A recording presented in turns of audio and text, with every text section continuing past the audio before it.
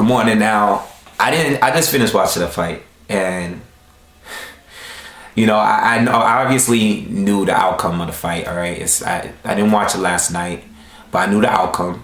I did look at my Twitter account and looked at my timeline and saw what people were saying round by round. So I knew it was a controversial ending, and I knew it was a very close fight. So I just watched it this morning, and Danny's a really likable guy. Right away, I watched the first round, and I realized I had to put the volume down a whole lot. Like, I could barely hear the commentary. I didn't want to listen to the crowd because I knew the first round that the crowd was not watching the same fight that I was watching. So I had to turn the volume way down, and the only time I turned the volume up is when Angel was screaming at Danny, because I wanted to hear what he was saying. I wanted to know if he was watching the same fight that I was watching. I wanted to know how he felt and what he was telling Danny to do to win and come back. Okay. If you look at the crowd, look at the women in the crowd. They were all holding his face like this often, especially in the 12th round. Okay. A lot of people in the crowd was looking for signs of hope for Danny. You know when someone is losing a fight. If you've been watching the sport long enough, you know when someone that is the favorite is losing a fight. Okay. When the crowd is quiet. Just like in football, when the home team is getting killed. Look at the guys in the crowd. The guys is shaking their head and going like this, shaking their head. You're seeing a whole lot of that. Okay. I think people need to stop looking at the names and start taking notice of the guys that these guys, the opponents of the fighters, the championship, the stars. They need to start looking at the videos. Okay. Herrera, if you go on my prediction video, I brought up some names that Herrera has fought and how he fought these guys and how he would fight Danny, or how he would need to fight Danny in order to win this fight. Okay, if you didn't know, well, now you know. Mauricio Herrera has a tough chin. He has a good chin. He's never been knocked down. I said that in my prediction video. He beat Ruslan Provodnikov by fighting pretty much the same way he fought this fight. But he was a little bit more aggressive in this fight. Okay? If a lot of you guys just thought Danny was going to knock this guy out. And I did pick Danny to win by decision.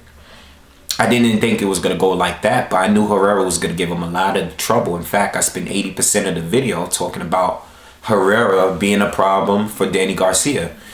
One of these guys on YouTube sent me a private message when I did that video a while ago, and they told me that they were unsubscribing because I didn't know what I was talking about. They said they just saw my video of Danny Garcia and Herrera, and how can I even think that fight would be close? Okay. So, and this is not a video just to prove how much I'm right or whatever, right? Because I don't feel like I was right in the outcome. Danny did win by decision, which is what I said, but I felt Herrera won the fight.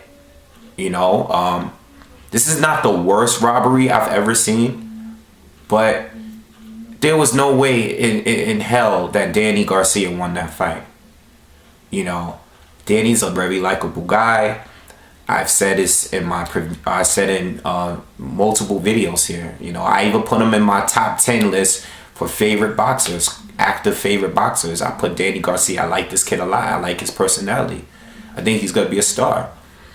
But he didn't win this fight. He didn't win this fight.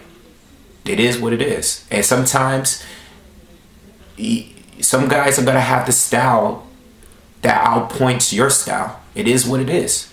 Look at who Danny has fought. Okay? He didn't fight any guys, slick fighters with a good jab. I mean, he did, but they didn't use it the way Herrera is usually using it. Okay? Look at Herrera's other fights. You can tell that Danny, you never seen Danny fight a guy like this. Danny is usually fighting guys that don't have great defense, that don't have great chins, that's usually coming at him, where he can easily counter them. Okay? Danny has a jab, but he didn't use it much. He was using his left hook, okay, trying to counter, okay, and he was missing. Herrera was making him miss often. Herrera was popping his head back often. Herrera was using his jab to the body often. All right, he was using his overhand right often. It was landing all night long, and Danny just couldn't get it together. He just couldn't.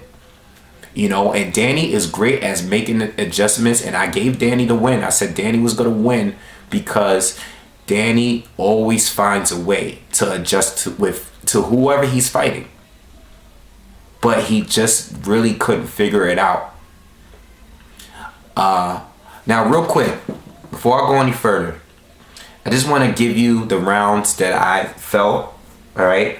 I thought Herrera won the first 4 rounds clearly, okay? I thought he won the 5th, but I thought it was debatable. I thought Danny won the 6th, but it was debatable, okay? I thought Herrera won the 7th, but that was debatable as well. I thought Danny won the 8th, pretty clear, okay?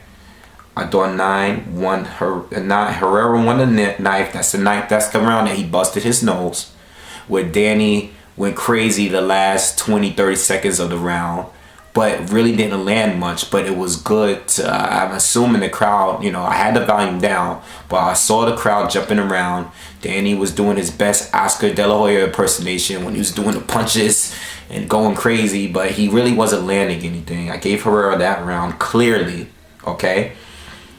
The 10th round, I gave it to Danny, but I thought it was debatable. I thought that was a close round too.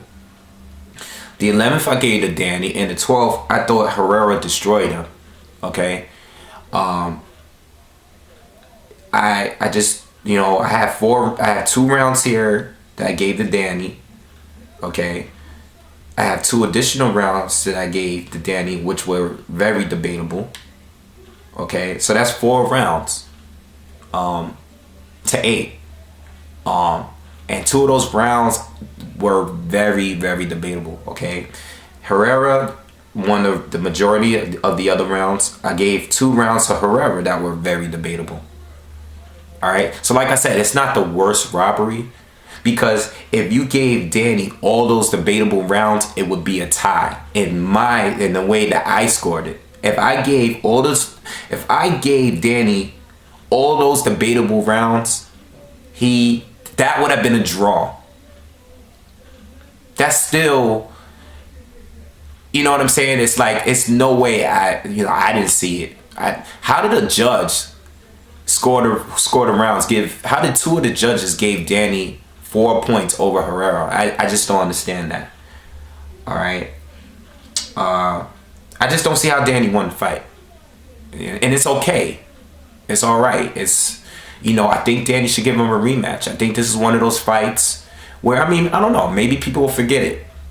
Maybe people will forget about this fight. He goes in, the next guy he fights, let's say he fights Lamar Peterson next. Maybe he destroys Peterson. People will forget about this fight. If that happened, if he could do that, I don't even know. But this is not no Adrian Broner thing. It's not a big deal. He lost. He fought a guy. He won, but he fought a guy that gave him some trouble. A lot of people didn't expect it. But, yeah, it happens. Some guy's style just matches yours very well. And I was very surprised to see Herrera be so aggressive. Now, I think the turning point of this fight is when Danny's nose was around, like maybe the round before, or right around the 8th or 9th round, where Herrera was being a little too aggressive. He started not being as efficient. I thought Danny was being a lot more efficient. He wasn't missing as much as he was in the earlier rounds. I think his counters started connecting a little bit more. His body, his left hook started connecting more. His left uppercut was connecting some more.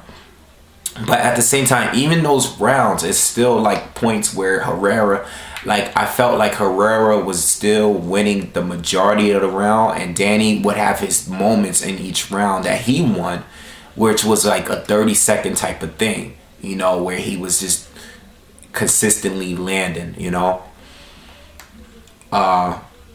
So that's the way I see the fight. I would like Danny to give him a rematch. Most likely it won't happen. I wish Herrera kind of stressed it in his post-fight talk. It might not matter anyway, but he should have stressed it a little bit more instead of being, you know, okay. Like, he seemed like he was disappointed, but he seemed to be okay with the fact that he did so well. You know, sometimes you gotta just be like, you know what, I got robbed. I want to be a rematch. You know, I mean, a lot of fighters do it. You know, so many fighters that do it that probably don't deserve the rematch. You know, probably wasn't as close as how they think.